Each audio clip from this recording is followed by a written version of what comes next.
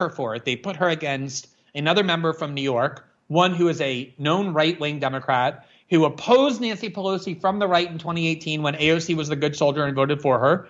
And they chose that right-wing anti-Pelosi member over AOC by a vote of like 45-12. They just booted her ass right off that fucking committee. They said, like, we're not putting you on this committee. Fuck you. And like they talked and they said, like, I'm going to vote for the member who's actually loyal to the Democratic Party and who, doesn't talk about primary challenges. So I thought, okay, the next day she's going to wake up and she's going to be like, you know what? I remember the Democratic Party hates me and I'm here to like battle with them, not just to like fucking talk about Ted Cruz. Any Democrat could do that. And she just started tweeting, which is where she lives, on Twitter. And it was like, it never happened. I don't think she once mentioned it. She just like went right back to like, the Republicans are terrible. It's like they just fucking spit right in your face, the Democratic Party did, and you're going to go back to work for them? Like messaging, not even like a half of a day, like protesting what was just done to you. You go check her Twitter feed. Somebody go do this and let me know how many of her tweets or interviews contain a word that could not have come out of Joe Crowley's mouth or Chuck Schumer's or Nancy Pelosi. What is it that she's saying? The only thing she does is like occasionally escalate her rhetoric about Republicans. She'll be like, oh, you're fascist, you're Nazis. She'll like use the words that like, that's zero. That's nothing. That's just being an extra Democrat. That's right. That's right. And can I just make one more point, Jimmy? Can I just make one more point? No. Yes, I have to. Yes, shut up, Jimmy. I wasn't really asking. Here's the thing. I do want to say one thing. Like, I do believe that like AOC was genuinely rattled by what happened at the Capitol. She is the target of right-wing media in a pretty demonizing way. I'm sure it was like unsettling to have these mobs running through the Capitol. You have no idea if they're armed, what their intentions are. I'm sure that was scary. She made it through completely unscathed, not an even tiny little bruise on her body. Every other member of Congress in the Democratic caucus, including Ilhan Omar and Rashida Tlaib and others, are equally demonized. And they're fucking over it. They got over it. If you want to be a member of Congress, you can't constantly center your own like lived experiences. You're not there to like center yourself in every drama. If you have an opportunity to strike a blow against Wall Street and the massive inequality and suffering that it causes, you don't have the right to refuse to do that because you're like angry and irritated by one of your colleagues. That's not what you're there for. That's like what high school is for. So I do want to just note, I believe that she was like genuinely alarmed by what happened, but it's time for her to move past that. I agree. It's like she's being hyperbolic around this issue to cover for her failure of force to vote. She wants so desperately to change the subject, and I think she has. And her enablers in the media at The Intercept will help her change the subject, and will also help her change the subject to be about my personality and my choice of swear words instead of them actually abandoning people literally killing them by not giving them health care. So when the government denies people health care, that's the effect of killing them. And if you're not even going to fight for it, again, everything AOC ever said in her life, I used against her. It wasn't my words, it was hers. If you're not seen fighting for something, no wonder half the country doesn't vote. She said all that stuff. So I was also stunned that when she went on the Intercepted podcast with Jeremy Scahill to talk about this, it was obviously set up to do a softball. He didn't know how to do a follow-up question. Did they not teach people how to do follow-up questions when you were at the Intercept, or is that against the rules?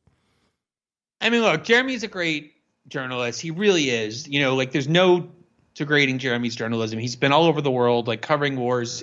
I can degrade that interview. Like the CNN, embedding with like the military, but like going to the places that are super dangerous to tell the real story about what the U.S. is doing. So I give him a huge like pass on what he does. That said, people on the left haven't had much to cheer about in a long time watching American politics. They lived through Clintons. They lived through Bush and Cheney. They lived through Obama and the neoliberal nightmare that was, and then Donald Trump. And so when AOC and this kind of seemingly left-wing wing of the Democratic Party arose and she became this huge thing, I understand that people place their hopes in them. I genuinely get that. I think it's valid and legitimate for you to want to find hope and optimism in like the political system that you cover. But at some point, I'm not talking about Jeremy here. I'm talking about just journalists generally who like the Squad, who like AOC. You have to still realize that they are politicians subject to all of the same political forces that every other politician is, and that your role can't be to cheerlead for them or engage in activism for them or be their spokesperson. If you want to go do that, go work for them as their spokesperson. If you're supportive of that political cause that they said that they were there to fight for, you have an extra obligation to push them and to treat them with a critical distance. That's the only way that they're going to do the things that are hard to do, is if they're being pushed instead of constantly showered with adoration over nothing. Yeah, and it's sad that I know that, and that some kind of award-winning journalist like Jeremy Scahill doesn't know that. That's well, of course he does, and he chose to do that on purpose, which is disgusting.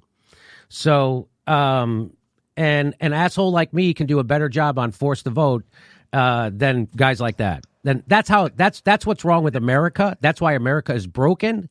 That's because we have no real journalism happening in America. It's all access journalism, and it's all in defense of the establishment. And that's why you left The Intercept, and that's what I just experienced. So it was disgusting. So and honest, I like to have heroes in journalism. You and Chris Hedges are about the last ones. That's about it. That are consistent. All I'm asking, as George Carlin would say, consistency. You have to be consistent. And that was from my favorite comedian, and that's what I look for in my favorite journalist. Hey, we no longer have an Amazon link because we're not doing that. We're not playing that game. But here's another great way you can help support the show is you become a premium member. We give you a couple of hours of premium bonus content every week. And it's a great way to help support the show. You can do it by going to jimmydorcomedy.com, clicking on Join Premium. It's the most affordable premium program in the business, and it's a great way to help put your thumb back in the eye of the bastards. Thanks for everybody who was already a premium member, and if you haven't, you're missing out. We give you lots of bonus content. Thanks for your support. Hello, this is Jimmy. Who's this?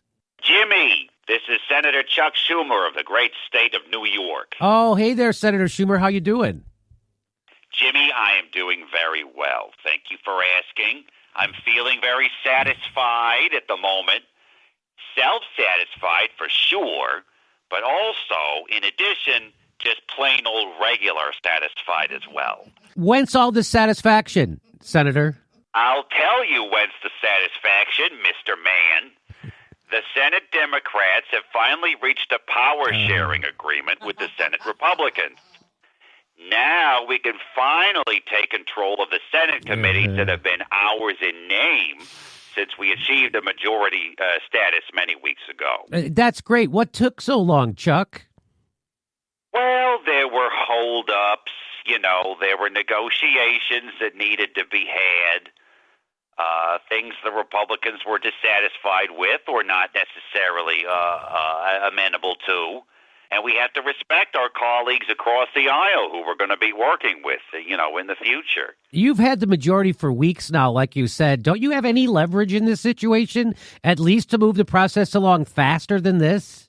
Well, now, look, we don't want to put undue pressure on our Republican friends or make a misstep and inadvertently do something unfair to them. That would be horrible if that were to happen. I'd feel just terrible about it. Do you honestly feel that the Senate Republicans have earned this good faith bargaining position? I mean, after everything they've done and after every sneaky, slimy trick Mitch McConnell has pulled? Jimmy, on January 6th, when the members of the Senate and House of Representatives had to hide and then flee the congressional building to avoid being attacked, and God knows what else, by a violent insurrection. There were no Democrats. There were no Republicans. There were only human beings, frightened yet determined, and working together to save themselves from the grave peril that we were put in by the actions and words of congressional and Senate Republicans. I see. So it seems to me, bearing that in mind, the very least we could do would be to placate our GOP brothers and sisters so they don't try to have us fucking murdered again. Right. Could you elaborate a little bit on these holdups and negotiations that you alluded to? Sure, of course. That wouldn't be embarrassing for me at all. Well, one of the things that I alluded to, it had to do with the filibuster, of course. Of course. Of course. So the Republicans wanted us to promise in writing that we wouldn't try to blow up the filibuster. And we weren't having that at all. No, sirree, Bob. No? No way, Jose. Not on my watch. You're not going to come in here and push old Chucky the Shoom around like that. We won this election, Buster Brown. Right. So we had Joe Manchin and Kristen Sinema go and tell Mitch McConnell that they would never vote for it, which was essentially the same thing. I see. But we signed no papers. Very admirable, Chuck. Thank you, kind sir. Also, Merrick Garland was a bit of a sticking point. You see Senate Judiciary Chairman Lindsey Graham rejected. Isn't Dick Durbin the chairman now? Well, yes, but just a few days ago he took his seat. Lindsey just left. I feel disrespectful not, calling him the chairman anymore. Anyway, Chairman Graham rejected a request to vote on Merrick Garland for Attorney General next Monday because that's when the second impeachment trial is starting. So now that Durbin is seated, that has been reversed and Garland will be voted on? No, it will remain as it was. But that's how we made this deal, see? We showed them. Oh, yeah, you sure did. We sure did. And now we can finally look ahead to moving forward with President Biden's and woman of color Vice President Kamala Harris's bold legislative vision for the future, assuming congressional Republicans more or less approve of what is being put forward. Mm-hmm. We're not trying to ruffle any feathers here. Don't worry, Chuck. I'm sure the Biden agenda will be, by and large, rather palatable to the Republicans. Well, we'll just have to leave that up to the Republicans themselves. I can't speak for them. But I will be the bridge between them and President Biden to let the president know what he can expect to get approval from the Republicans on. Hey, how nice of you to do that for them. No, I'm just doing my job, Jimmy. Mm-hmm. Oh, I have to go. Sorry. Lindsey Graham and Chuck Grassley are having their weekly Chicken Fingers Tuesday dinner tonight. I have to get to the cafeteria too sweet to plank across two chairs so they can eat off my back. Oh, it's going to be an isometric workout for the Shoom. Plank.